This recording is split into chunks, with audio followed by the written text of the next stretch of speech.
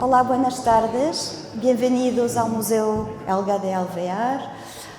Me complace hoy lançar um novo programa que chamamos Artist Talks, que lo inauguramos com Thomas Hirschhorn, que é um artista que já conhecem. Pero eu queria dizer que é um honor dar a todos a bem-vinda para este primeiro Artist Talk e também agradecer e estender o saludo a Francisco Palomino, secretário-general de Cultura da Junta de Extremadura, que está aqui com nós. E bueno, sua presença também subraya seu apoio, evidentemente, a nosso projeto aqui. E queria dizer e compartilhar com vosotros, dando a bem-vinda a todos, que o diálogo que eu tenho com Thomas Hirschhorn, devo dizer, há anos que eu comecei a trabalhar com ele. A primeira vez foi em 2005, 2006, em Serralves, com um projeto de uma exposição que se chamava I'm School 2. 12 anos mais tarde, lo invitei a ser um projeto para a inauguração de um museu em Canadá, o Remy Modern, onde eu estava trabalhando, e aí Thomas hizo um projeto inclusivo que incluiu a participação dos residentes de Saskatoon e que se chamava What Can I Learn From You, What Can You Learn From Me? Que puedo aprender contigo, que puedes aprender comigo. E, mais recentemente, hicimos um projeto em Valência, em Bombajães, um taller crítico que se chamava Energia Sim, Qualidade Não, que foi também, devo dizer, todas essas experiências. He aprendido muitíssimo e é sempre projetos inspiradores, devo dizer, Thomas. Queria añadir que já sabem que Thomas é um artista que ha exposto, pero eu lo recuerdo, em diferentes museus por este mundo fora, diferentes bienais, e tem suas obras em grandes coleções como o MoMA de Nova York, o Centro Georges Pompidou e o Helga de Alvear. Todos já poderão haver visitado a coleção e visto obras de Thomas, inclusive Power Tools, que está na planta -2. Simplesmente dizer também que hoje Thomas nos apresenta a conferência que se intitula Como pode o espaço de exposição analógico combinar-se com o mundo digital. E esta conferência, como dizia, forma parte deste novo programa que queremos implementar e seguir, que chamamos Helga Artist Talks. E é um programa onde queremos invitar e dar voz a artistas que estão na coleção ou no programa de exposições temporales, ¿vale? Entonces seguiremos com outras propostas de forma a proporcionar a reflexão, a abrir novos caminhos, novas perspectivas, novas ideias a partir dessa ferramenta que é o arte que temos aqui à disposição, não? Através de nossos programas. E dizer também, precisamente, que desde o Helga de Alvear, e isto é um sinal, queremos seguir trabalhando com força com todo o equipo, a quem eu agradeço ademais, porque trabalhamos com força e inspiração para criar cada vez mais projetos transformativos, não? E experiências que podem cambiar nossa forma de nos confrontar ao mundo. Queria agradecer precisamente profundamente a todas as pessoas que estão aqui e que nos apoiam, a todo o equipo que ha organizado este evento, e quero também expressar minha mais profunda gratidão a Thomas Hirschhorn por estar aqui, por sua visão, por sua energia, por sua amistade e por seu trabalho. E dizer-lhe simplesmente que estamos aqui também neste momento com Thomas, trabalhando em futuros projetos para o Helga de Alvear, assim que bueno, imagino que seguirão atentos a lo que estamos haciendo, pero estamos preparando projetos precisamente de arte que podem expressar e poner o museu no mapa ou no centro do arte contemporâneo. Vos agradeço muitíssimo e vos pido então de dar a bem-vinda comigo a Thomas Hirschhorn. Thomas, graças.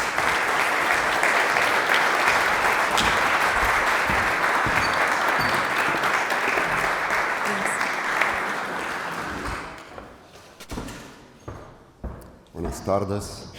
Muchas gracias, Sandra, for this warm introduction. You know, to me as artist, it's a pleasure to work with Sandra. Since so long time, she's supporting, she is truthful to my work, and of course I admire her work power, her enthusiasm, and her bienveillance toward my work. I would like to thank the team of Museo Helga de Alvear, who organized this talk and organized my trip to Cáceres, very professionally. It's not the first time I'm in Cáceres, I'm here the second time. I was here later, a little bit later than the opening of the museum, and I'm happy to be in this beautiful, magical city. And I'm happy that I can come back due to the invitation of Sandra. So, as she mentioned, here in the collection is one of my work, Power Tools, which Helga de Alvear did purchase. I don't want to speak about the work today, only that it's about a tool, and to me, art is a tool. Art is a tool to encounter the world I'm living in. It's a tool to be completely in the reality I am, and it's a tool to be in the time which I am. So to me, I'm always thinking on the dimension of tool when I'm working as an artist. And today, I would like to speak and to discuss with you one of my recent work I did. And I did it with the question I had to myself: how can the analog exhibition space be combined with the digital world? So here we have an analog exhibition space in this museum, and the question is, how can I or how can we combine it with the digital world? So I made this work. It's called Fake It Till You Fake It. It was made in my gallery in New York, Barbara Gladstone, and it was made this in the beginning of the year. It was there for 5 weeks, from January to February 2024. I knew the exhibition space. It's one of her spaces in New York City, in Chelsea.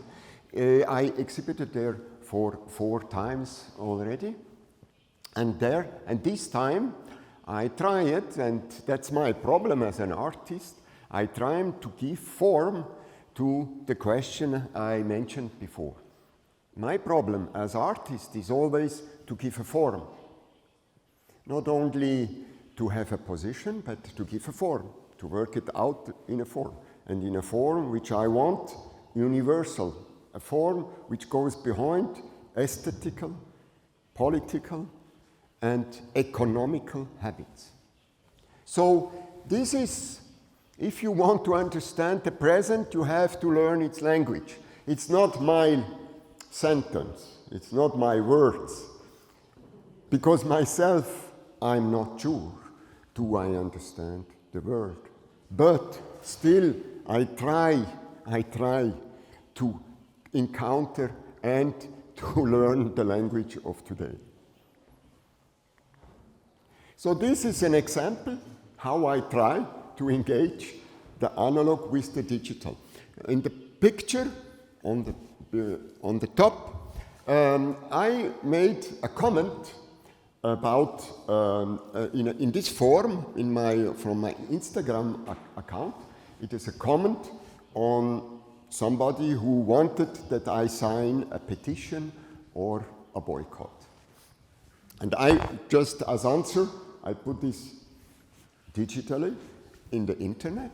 And then I discovered some weeks later that somebody put it in a newspaper.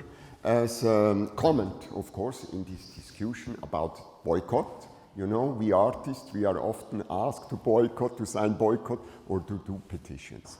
So I was happy that this first digital produced went after into the analog.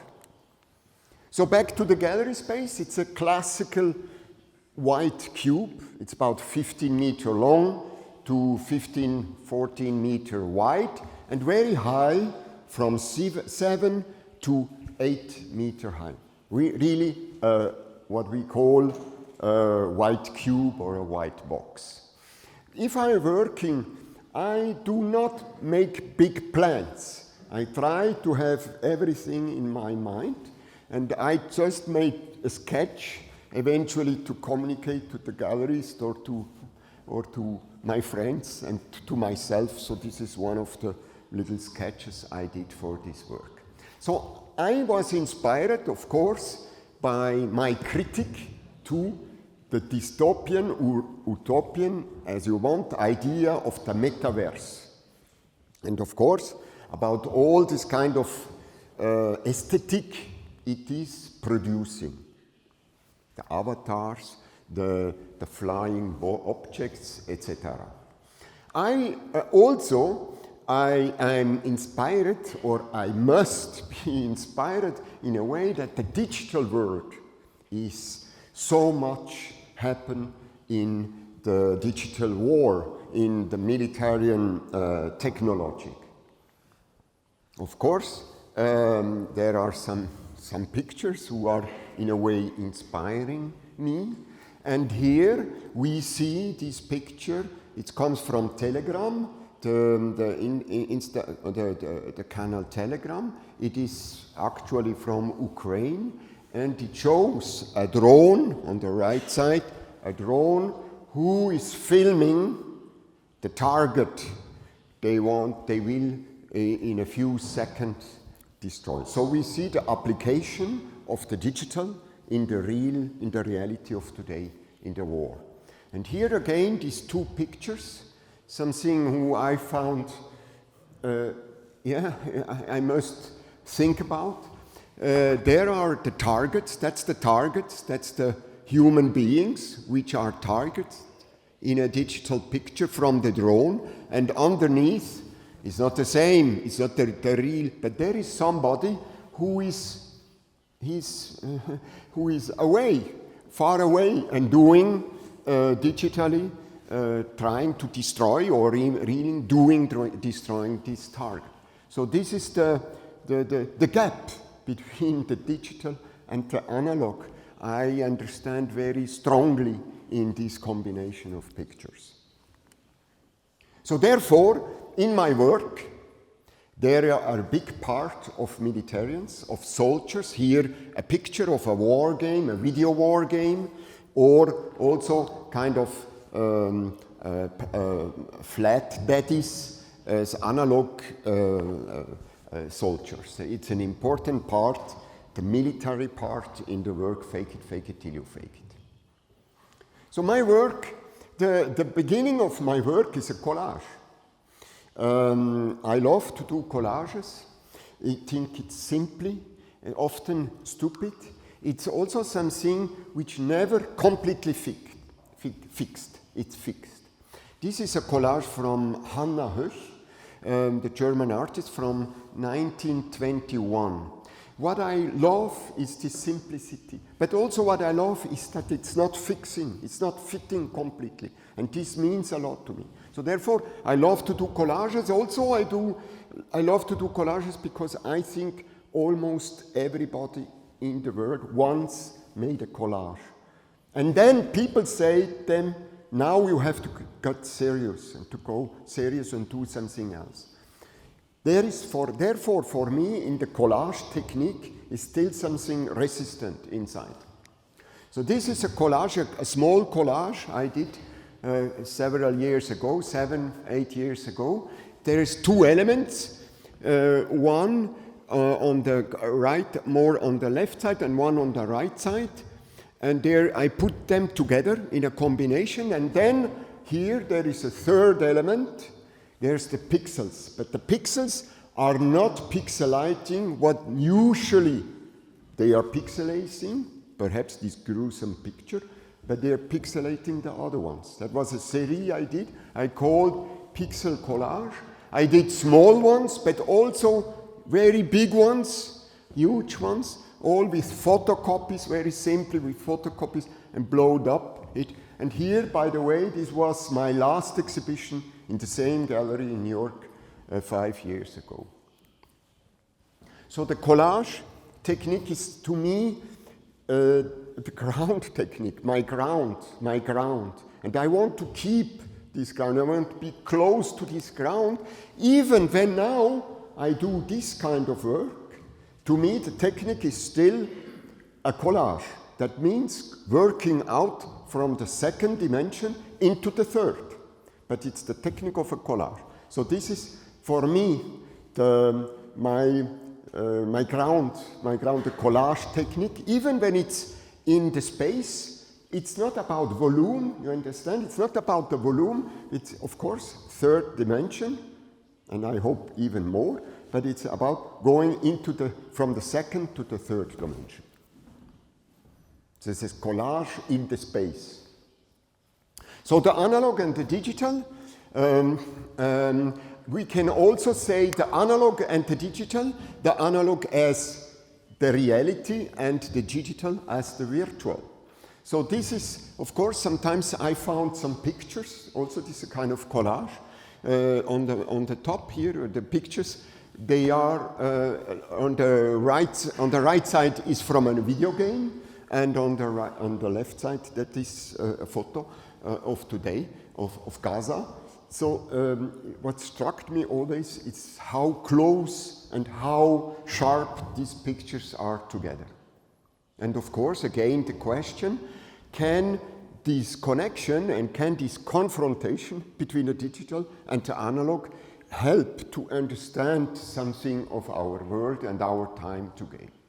So I tried to do it. So what I did in this work, fake it till you fake it, I wanted to really work it out from the digital to the analog and back. So I wanted to have on the wall a two-dimensional, huge blow-up of a ruin. And then I wanted, this is the ruin I chose. It is 8 meter high on 15 meter long. I made it with photocopy, very simply. I put it, blow it up. And then here you see pictures from the installment. It's not finished here, but what I wanted then, I wanted really the two-dimensional photo. I wanted to go out with the rubble into the third dimension, that it comes into the space. And therefore, I glued this stuff, these rubble parts, on the second dimension. And what I wanted, that they are crashing also into the whole space here.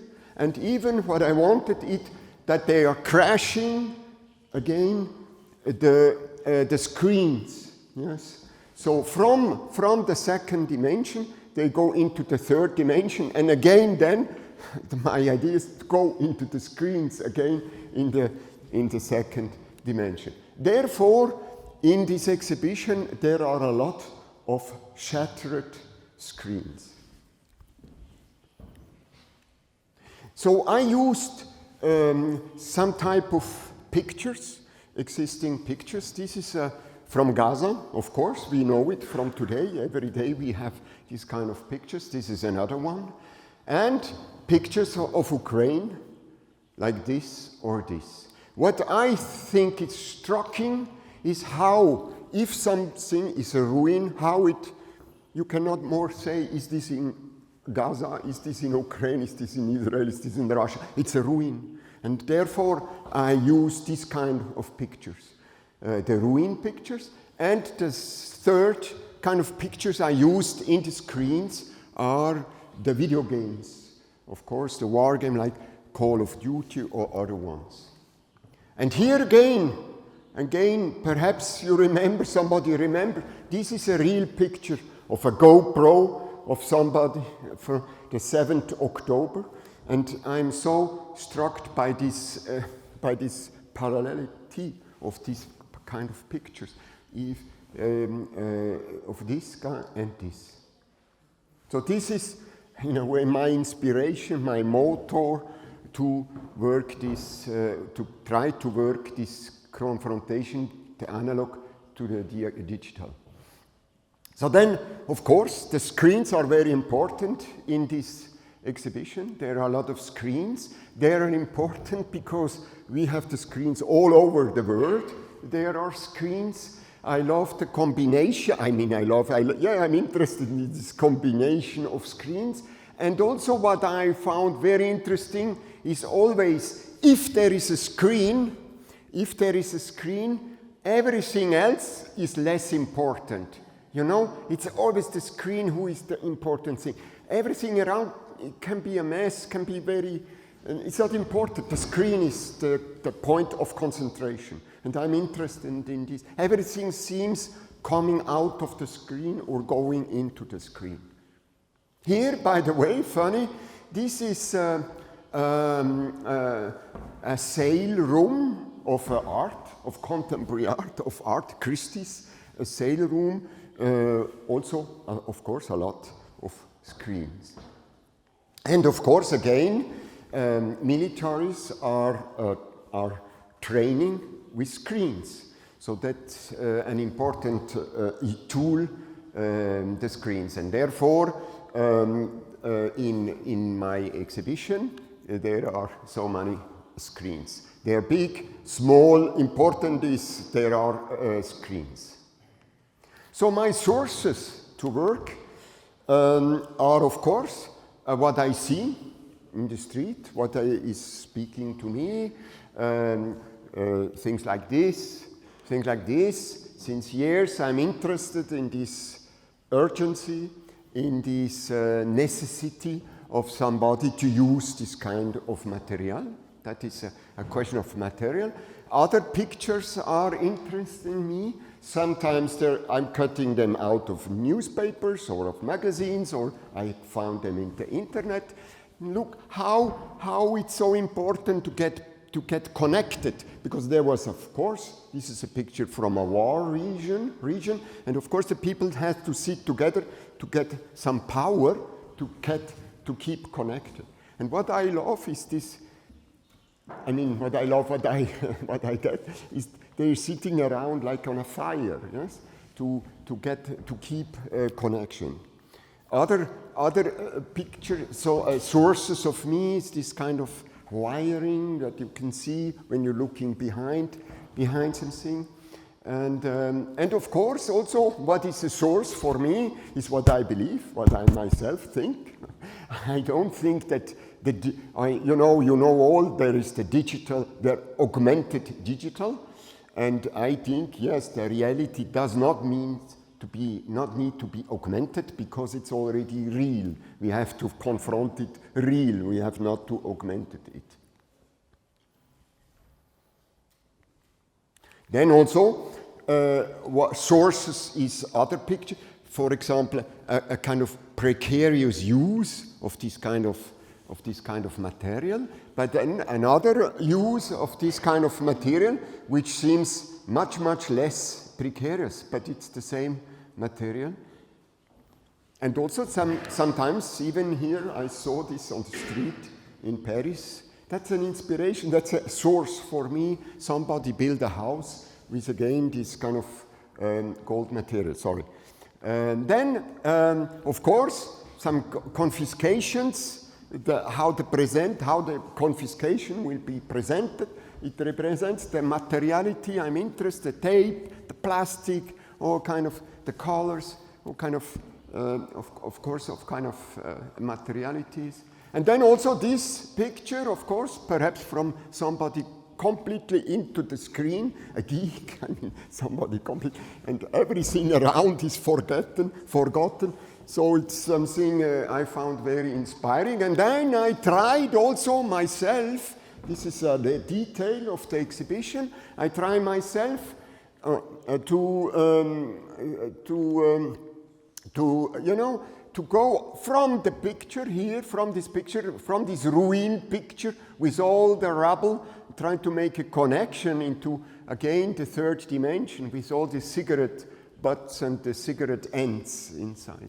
You know, to really, in a way, stupidly, to go into, you know, always this form out of the digital into the analog, or here as well.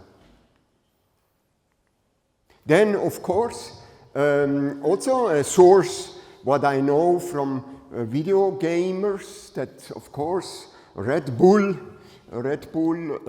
is important, energy drinks is important, cigarettes, even drugs. Everything is fake, that's important. Therefore, also the title for the exhibit, fake it till you fake it. Of course, some drugs and also some pizzas in order to stay connected and always being into the screen. So what I wanted is to make a big exhibition coming out from big parts, big, huge parts like the ruin behind, but then going into little details like cigarettes. I wanted to do it from the detail to the big, and from the big back to the detail. So fake it till you fake it, that's the title I gave. It came from the Silicon Valley, where this is this credo, fake it till you make it, which I think me also I do, perhaps we all do it. So perhaps not so in a completely crazy way, like Elizabeth Holmes, you know, she was condemned, I think, only 2 or 2.5 years ago for fraud, because in the biotechnology, she asserted to find a new way to make blood text, and it didn't work. It didn't work out. But she faked it so long that in the end, you know, she faked it, but it didn't went then. And so, therefore, she stands for this idea, this ideology, fake it till you make it, because she didn't make it. Yes? And I think interesting here is also how she went, how many money she raised, of course, for her fake, but also how she was a big star, a universal star in her idea to fake it. So that's just an example. Therefore, I called my work "Fake it till you fake it till you fake it." But there are real fakes also, like this. I found this picture. You know, it's somewhere in Asia. People, that's called a click farm. They do click farming. So what you can do, you can buy some clicks or likes, and it's not very expensive. For 10,000, it's not so expensive. But here the woman has to do with her hands, because if not, it's repaired as a roboter. And therefore, they are this kind of click farms. They're bit farms. They're, of course, illegal, these farms. There's another one, but I'm, of course, interested in this craziness, in this craziness of doing this, and also having a deal with this, and also then, of course, even the energy, the loss of energy in all this. So therefore, in my work, fake it till you work it, I try to use it, and also what I try then, that there is kind of perhaps something interesting still, that because you have to click, the pictures are repeated all the times. You know, always the same picture are repeated because you like always the same. So therefore, in a part of work is also their kind of fake click farm or click mining. So then the second and third dimension I already mentioned. It's the collage, the idea, the philosophical idea is the collage, and the practical idea to me is cardboard. I'm working a lot with cardboard, and I think to go from the second to the third dimension, it's a great material. It's universal, it's all over, And here you see, this boy, he already get in the third dimension. He made himself, again, a fake screen.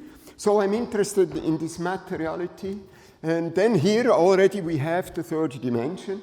It's somebody else. I found this picture in the internet. Somebody else made a fake computer. And this also is a fake, but this is a mock-up, a serious mock-up for a clinic, for a surgeon station here, where people use cardboard to know the distances, the good ergonomical distances between the things. So cardboard is very useful. It's very easy to work with.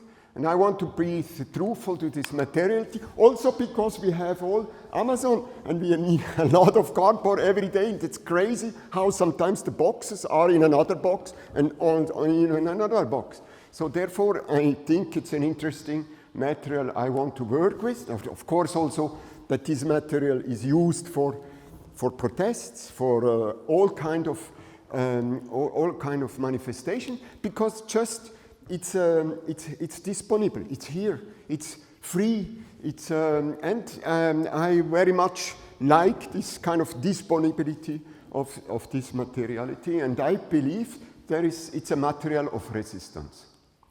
So therefore, everything in this work, fake it till you fake it, is made with cardboard, tape, of course, to glue it together.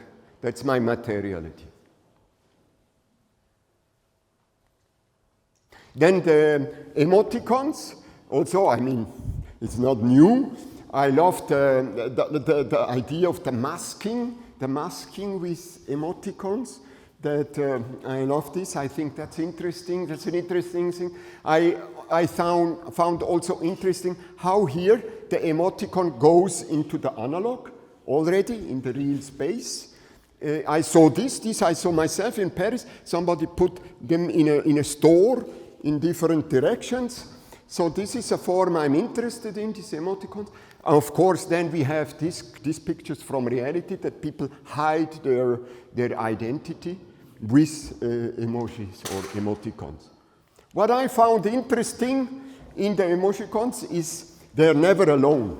Yes, you need always more. Yeah, more likes. I mean, more love and more angriness, and so I love this aspect of the emoticons that appeals to us for more, yeah, or to respond with another emoticon, and also then here more on this side. You see, I mean, here it's just a picture.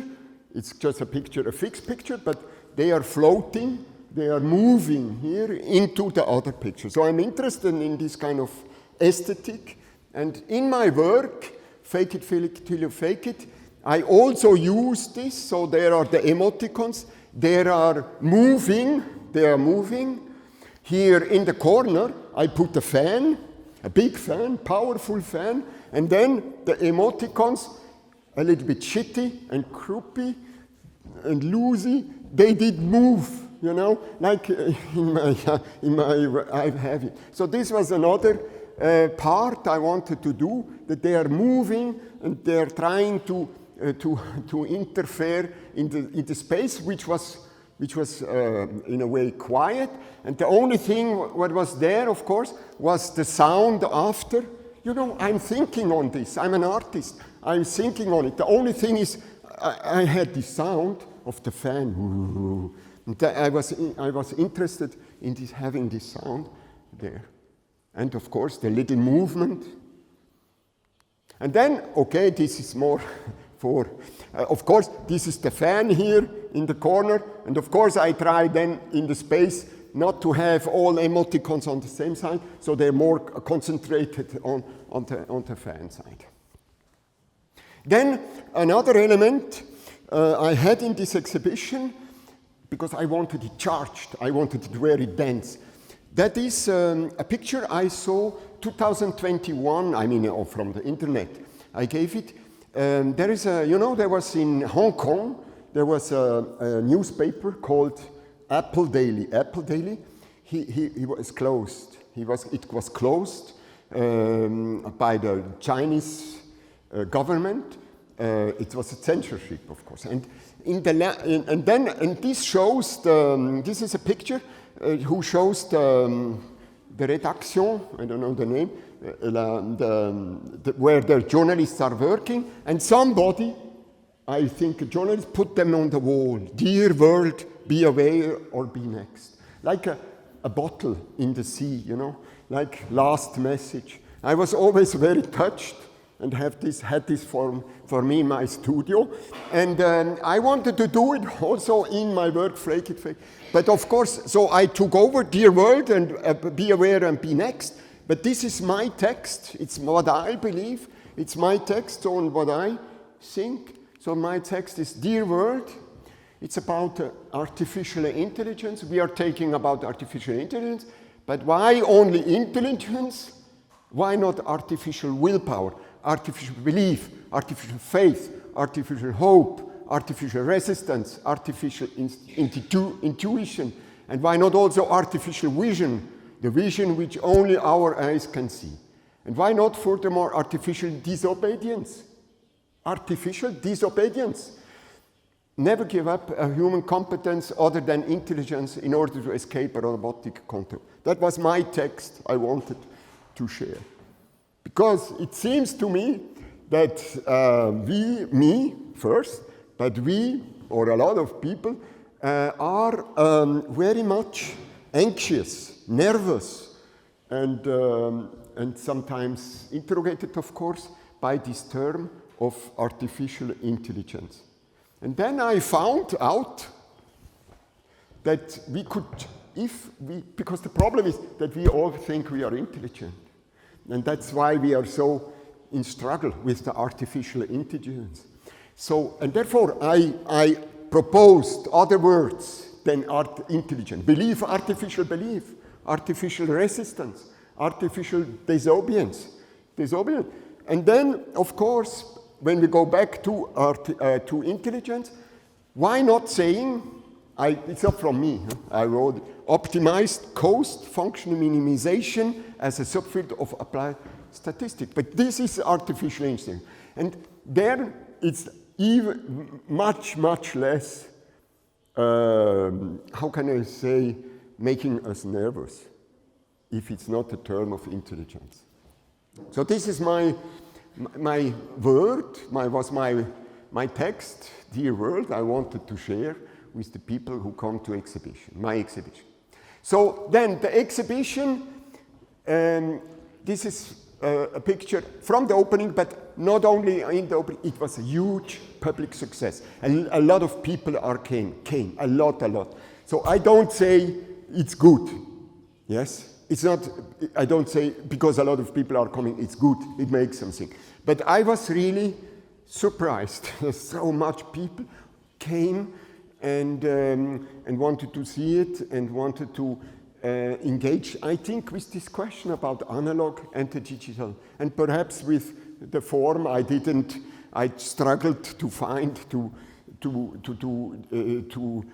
struggle with this problem of analog and digital. But it was also crowded other days, not only. It was really nice in a way. And I had also a very huge critical response. Of course, not all so positive, but a lot of people wrote about the work. And of course, it's nice. It's positive, of course. But I felt, okay, this was this. But then, of course, the most happy made me if, for example, this was not about art. This was another newspaper about another thematic, and they used the picture of my work, Fake It, to illustrate already their article. That was something I liked. And now something funny happened. The picture I show you, they are from the artificial intelligence. So somebody, I don't know him, he did, I don't know how he did in artificial intelligence my work. This is a picture of my work, yeah? And he made different point of views, you see. Here are 4 different point of view.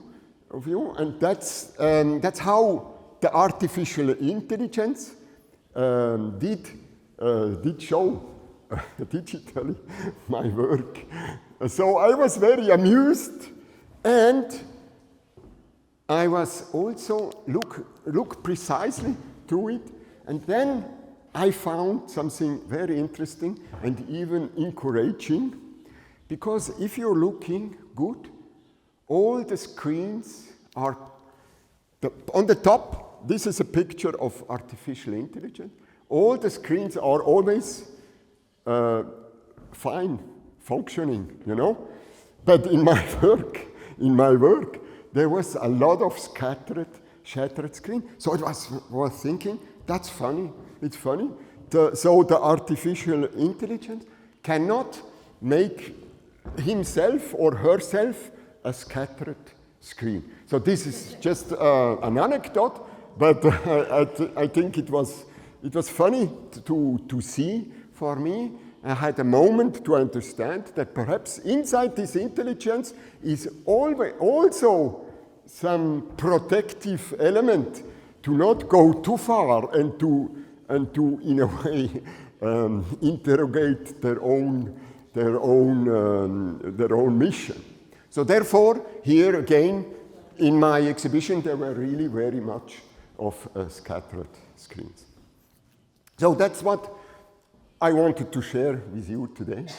So if ever somebody has a question, and of course I try to respond. Thank you.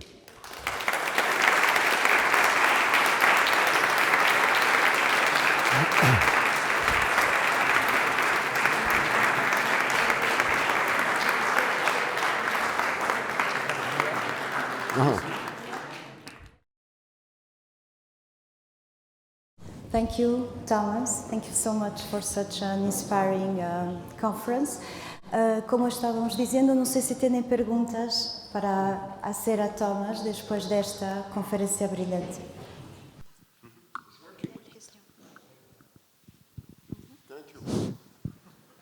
Sí, buenas tardes. Pues nada, por hacer una pregunta, ¿no? Casi por cortesía, ¿no? En primer lugar, pues nada, agradecer a la directora del museo esta oportunidad tan buena para la gente de Cáceres, que tengamos pues, este contacto con artistas tan importantes, ¿no?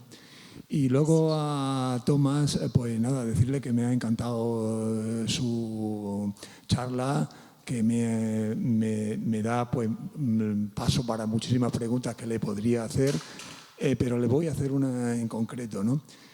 Usted ha estado hablando de lo digital como herramienta, lo dijo al principio, ¿no? Y bueno, ha explicado todo en su proceso creativo. Yo es que pensé que iba a venir un poco por ahí su intervención, lo que es lo digital como medio expositivo, ¿no? A mí me interesa mucho la fotografía, entonces pues ahí está claro el paso que hemos tenido de lo digital, de lo analógico, perdón, a lo digital. Está claro que a nivel expositivo hoy en día la fotografía pues se mueve fundamentalmente en la red, ¿no? Entonces otras posibilidades artísticas van a acabar moviéndose solamente en la red, ¿eh? Usted ha hablado, por ejemplo, al final del caso de esta exposición que con inteligencia artificial se había, digamos, destruido su trabajo o se había incrementado.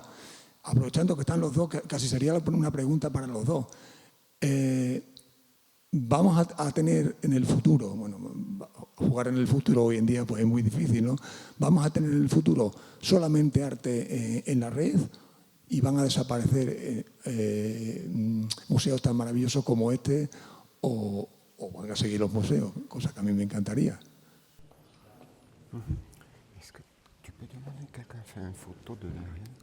Yes, thank you for your question.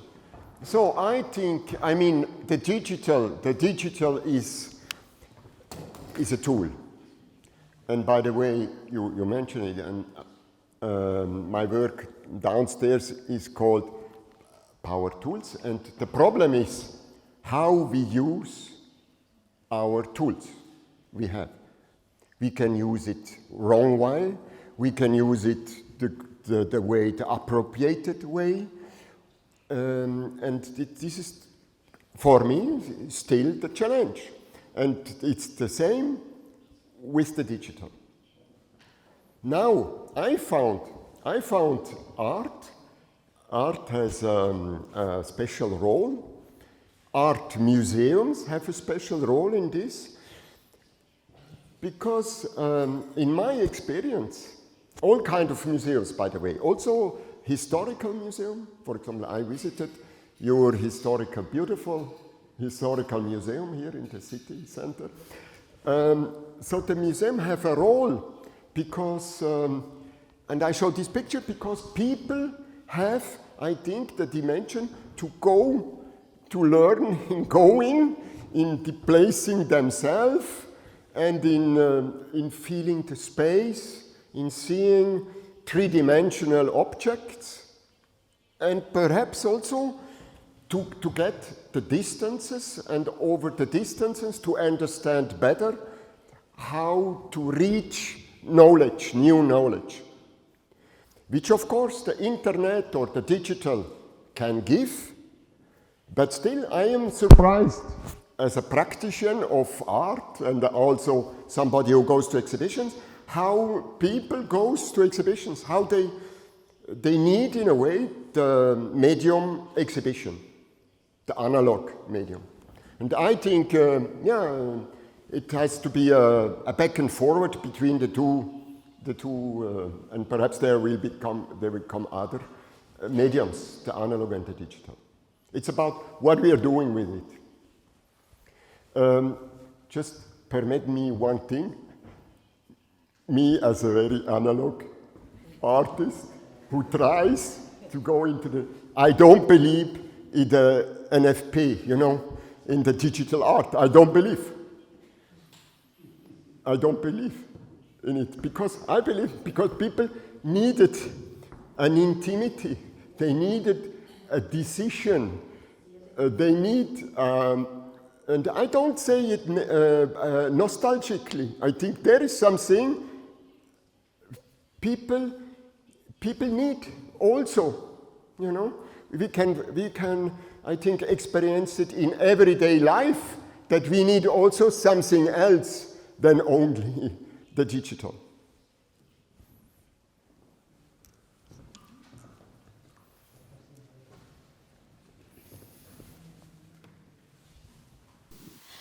Thank you so much for your talk. I was really interested in the question that you put up. You said, how can the analog, I think, intervene into the digital world? Something along that line. I'm paraphrasing.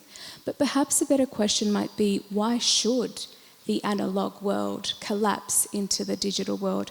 I think to sort of relay what the other person said, there seems to be like a moral argument, like this subtext in your work, where the digital world seems unregulated, right? It seems to have gone rogue. And perhaps there is this kind of urge through through the collage, for example, to humanize, to imperfect it. And I wanted to know, am I correct in making those assumptions? Yes, you're completely right. Here, here on the right side, there was a kind of, somebody makes a little bit fun of me, didn't take it seriously. For Thomas Hirschhorn, handmade art keeps us human. Of course, it's not so easy. It's not so, I would say, stupid like this, but there is something. There is something. And therefore, there is something. I hope not so one-dimensional. But you're right, in this crepey-made, handmade thing, for me, I exaggerated, of course, this kind of work it out as a kind of resistance, a stupid resistance, of course, a real stupid resistance to. And also when I say stupid, to intelligence, of course, because I feel we are bombarded by these questions of intelligence. We are always turning around the intelligence. So therefore, the materiality and the way to do it. And perhaps there inside is something, I hope, as artists, who can go behind even my explication. For example, to have the one-to-one contact, or even when it's with eyes for a cigarette, you know, the way to do a cigarette one-to-one. It gives, for me, it's not humanity. It's more a kind of one-to-one. You know, my own eyes, my own experience, my own thing. I want to insist on this, my own, very own.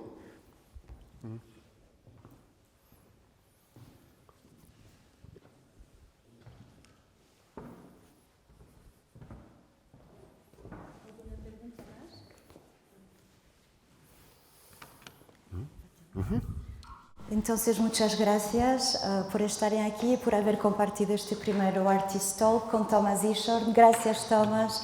Thank you so much. Thank you.